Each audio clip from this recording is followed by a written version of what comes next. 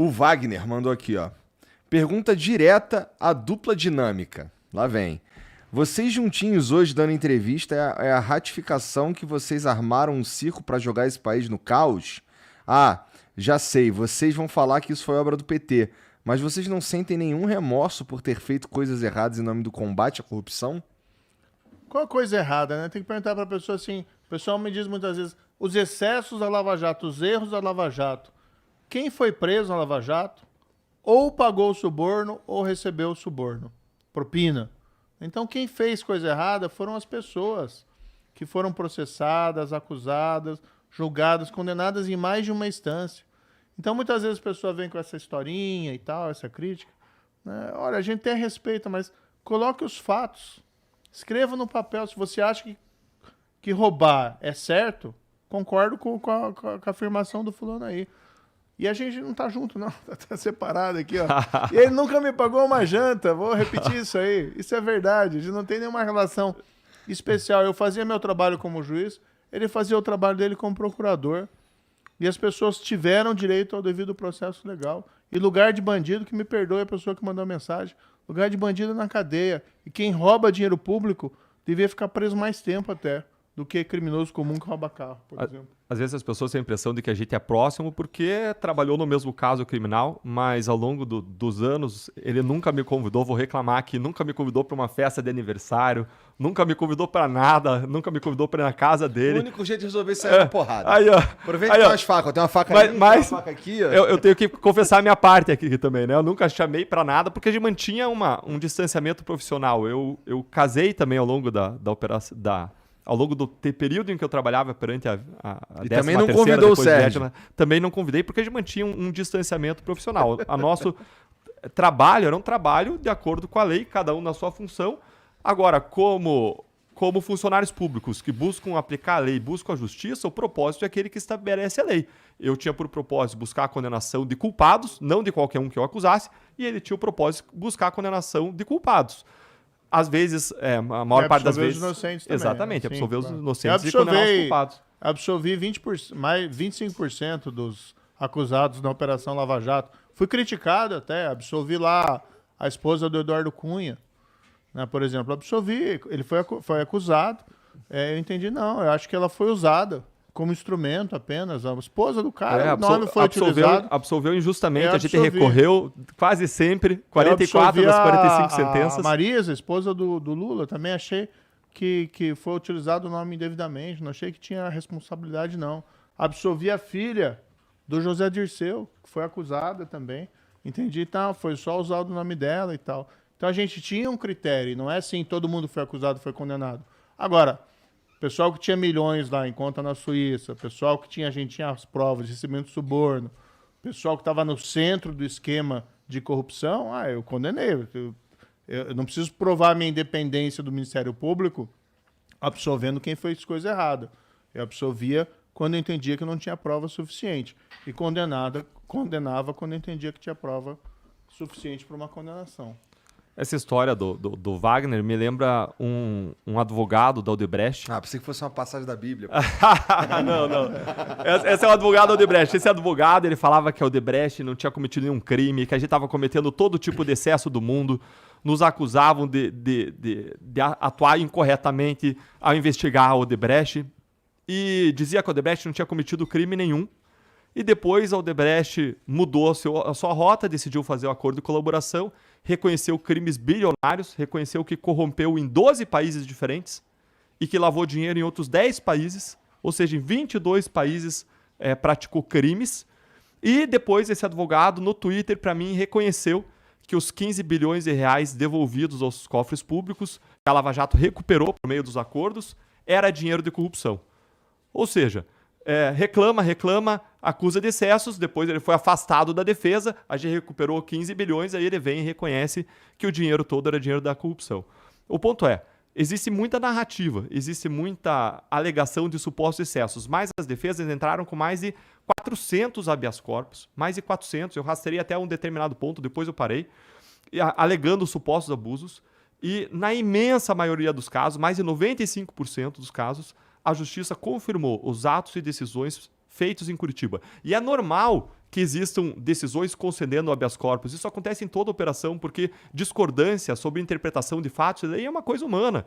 Então, às vezes, um tribunal entende que alguém não deve ficar preso e solta. Agora, jamais se apontou uma ilegalidade, um excesso, uma prisão arbitrária, uma obtenção de dados bancários e fiscais sem autorização judicial, uma tortura ou qualquer coisa sobre preso. Jamais se apontou qualquer violação material de direitos das pessoas. Pelo contrário, a maior garantia da correção dos atos da Lava Jato é que toda decisão, todo ato teve por base os fatos, as provas e a lei, e existe uma coerência entre os diferentes atos praticados.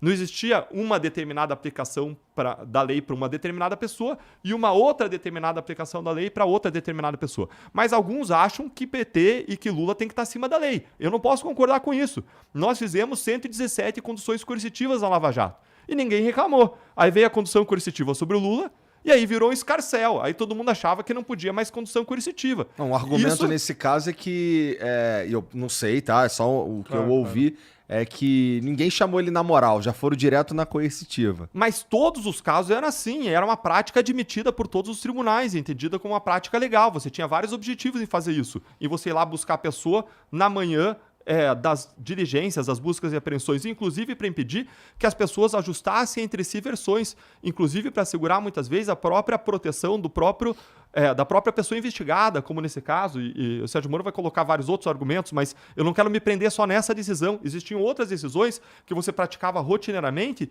e quando chegava no caso Lula, aí todo mundo se insurgia, aí era um absurdo. Veja que todos os casos da Lava Jato, você conduzia a investigação sob sigilo até que o sigilo não era mais necessário.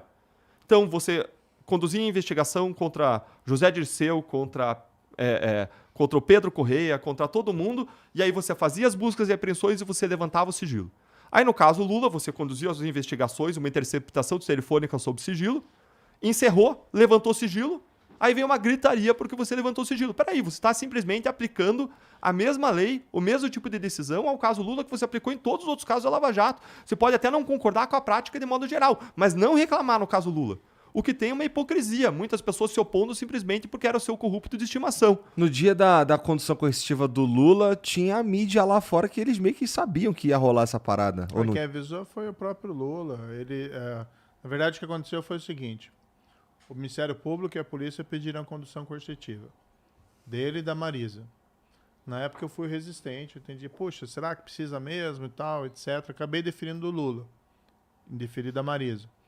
Porque me colocaram, o que colocou foi a Polícia Federal, principalmente, que na interceptação telefônica que estava havendo, tinha uma movimentação, que eles estariam sabendo das buscas e apreensões que iam ser realizadas, e tinha alguma movimentação no sentido, olha, se tiver as buscas, nós vamos mobilizar a militância para evitar que as buscas ocorram. E a polícia colocou para mim que seria importante, nesse caso, evitar que o Lula, durante as buscas e apreensões, pudesse mobilizar essa militância. E eu acabei deferindo isso. E aí foi colocado o seguinte, olha, para evitar tumulto, em vez da gente levar o Lula para a delegacia, que também eles podem achar que seria uma coisa depreciativa para o ex-presidente, a polícia recomendou que fosse ele interrogado no salão presidencial do aeroporto de Congonhas, que é um local todo especial, que tem aquela dignidade presidencial, e eles imaginavam que com isso não iam cercar o local e fazer manifestação. Mas foram fazer a diligência, pegaram o Lula para fazer condução coercitiva, e segundo o que a Polícia Federal me disse na época, quem teria avisado a militância, né, e a imprensa, foi o próprio Lula, porque eles queriam lá fotos dele sendo conduzido e tal, para gerar aquele clima de vitimização. Não é do nada que faz, tipo, o Lula então sabia que a galera ia lá buscar ele. Mas, não, quando chegaram na casa dele, ele ligou pro advogado, eu não acompanhei a diligência, mas falou com as pessoas. Não é um processo que demora 15 minutos, então. E o que a polícia me disse foi que quem teria feito as comunicações teria sido o próprio Lula num esforço para se vitimizar.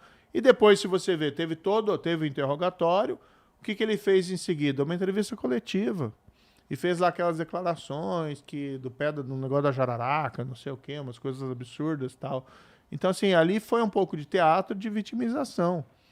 Mas a gente deferiu essa diligência porque a gente tinha as razões, pedido da polícia. Eu posso até achar, não é necessário. Mas eu não estou fazendo a diligência. Eu não sou o policial que está lá na ponta, correndo o risco, entendeu? De ter algum incidente. A mesma coisa quando foi a prisão do Lula, lá atrás. A gente foi super cuidadoso com o processo do Lula. Fizemos a condução coercitiva, mas ninguém decretou a prisão preventiva dele em nenhum momento. A gente decretou de vários na Lava Jato, a pedido do Ministério Público. Paulo Costa, Nerssor Severo, José Dirceu, Antônio Palocci. A gente tinha uma praxe de ser rigoroso, de ter decretação de prisão. Do Lula a gente optou por não decretar. Aí ele foi condenado em primeira instância, ainda em 2017. Recorreu em liberdade. Aí ele foi condenado pelo tribunal em Porto Alegre. Isso acho que foi em fevereiro de 2018. Tá? Ele entrou com habeas corpus no STJ e no STF para não ser preso, que indeferiram o habeas corpus só em março de 2018, que veio a decisão para prendê-lo. E aí eu dei a ele 24 horas para se apresentar. Ao invés de ele se apresentar, ele se refugiou aqui em São Paulo, sede do sindicato, sei lá o quê, fez todo aquele circo, né, de chamar a multidão, de ofender a justiça, de ofender todo mundo, todo aquele circo lá. E a gente foi super cuidadoso. E esperou, inclusive, ele se entregar naquele momento. A polícia pensava em invadir, tinha medo que se invadisse poderia gerar resistência e ter um incidente grave com algum militante ou com algum policial. A gente esperou, teve toda a paciência do mundo. E é só pegar os registros da audiência. Pega os registros da audiência da Lava Jato. Né? Quer dizer, posso ter me excedido uma outra vez em 500 audiências. Normalmente a gente ficava passivo, ouvindo. Às vezes as pessoas se exaltavam. Eu fui ofendido diversas vezes pelos advogados do Lula, que erguiam a voz todo momento, um jeito não apropriado de tratar juiz. Né? A gente foi super calmo, foi super cauteloso. Daí eles criaram essa narrativa da perseguição e tal. O exemplo, né? O excesso da Lava Jato. O PowerPoint do Deltan. Desculpe, mas é ridículo esse tipo de argumento. Porque fez um PowerPoint para tentar explicar o caso para a imprensa, para a população. Então, assim, umas coisas despropositadas, sabe? Então, não teve esses excessos, tá? Na minha opinião. O que existe, sim, é uma narrativa de tentar desconstituir a Operação Lava Jato e as condenações de gente que ou pagou o suborno ou recebeu o suborno. Né? E, infelizmente, eu lamento que essas condenações tenham recaído em cima de pessoas como o Lula, que é um político popular. Para mim, a vida seria muito mais fácil, né, se as condenações tivessem recaído só sobre políticos que não são populares. Gente que não era tão conhecida, ou gente que tinha uma fama de vilão. Quando a gente aplica a lei nesses casos, ninguém aplica com alegria. Eu, como juiz, mandar gente para a cadeia, nunca fiz isso com alegria, não. Fazia isso com pesar, porque a gente sabe que está impondo um sofrimento para a pessoa. Mas se você não aplica a lei, não faz justiça num país, aí não é para ser juiz. Fazia porque era meu dever. Mas nunca vi isso como uma questão pessoal, em relação ao ex-presidente Lula ou em relação a qualquer pessoa. E fiquei muito contrariado, desculpe aqui o desabafo, Igor, quando o pessoal tenta te pintar de uma maneira como se fosse lá o inspetor Javert perseguindo o Jean Valjean. Não concordo com esse rótulo. Na verdade, exatamente o contrário. A gente fez esse trabalho e foi um trabalho muito custoso, com grande sacrifício pessoal, mas jamais com qualquer animosidade pessoal contra qualquer pessoa. E foi um trabalho impessoal de várias pessoas, de instituições, equipes grandes em cada instituição, e ao mesmo tempo em que a gente tinha um tratamento respeitoso, não só em relação ao ex-presidente Lula, mas em relação a todos os réus. A gente era xingado toda hora, eu era chamado de moleque sentado sobre a Bíblia, mentiroso, fui chamado de membro de organização criminosa, existe uma organização criminosa no Ministério Público. Toda hora ele tentava pessoalizar, e mais, fez vídeo falando que ia se vingar, uma vez assumindo o poder, ia se vingar do Sérgio Moro, de mim. O que é isso? Isso é promessa de aparelhamento de instituições, isso é promessa de uso de instituições para finalidades pessoais de perseguição de quem ele considera adversários políticos dele, quando, mais uma vez, a gente estava cumprindo o nosso trabalho, cumprindo o nosso dever. E isso se revela mais uma vez, quando agora, recentemente, ele conseguiu estancar uma multa fiscal, uma apuração fiscal contra ele de 17 milhões de reais que a Receita tinha lançado contra ele, e ele conseguiu que o Gilmar Mendes suspendesse essa autuação fiscal, a autuação da Receita, a meu ver, de modo equivocado, uma decisão absolutamente equivocada, em que o Gilmar Mendes suspendeu dizendo que as provas eram decorrentes de buscas e apreensões da Lava Jato, quando auditores fiscais que conhecem o caso disseram que existe uma série de provas que independem da Lava Jato, e o Gilmar Mendes não fez o exame para saber o que permanecia e o que ele tinha que afastar das provas do caso, e ele acabou suspendendo aquela ação, e aí o Lula vem publicamente e fala que conseguiu anular o auto de infração, que estava errado, foi absolvido nesse caso, que é mais uma mentira, e fala que ele foi achacado pelo auditor fiscal. Isso é uma agressão aos auditores fiscais, é uma imputação falsa de crime, não tem nenhuma prova, nenhum indicativo de alguém achacando ele, chantageando ele, querendo extorquir ele. Não tem nada disso, simplesmente auditores fiscais que cumpriram o seu dever corretamente, mais uma vez tendo um ônus de atuar contra uma pessoa poderosa na nossa República, eles buscando colocar todo mundo debaixo da lei.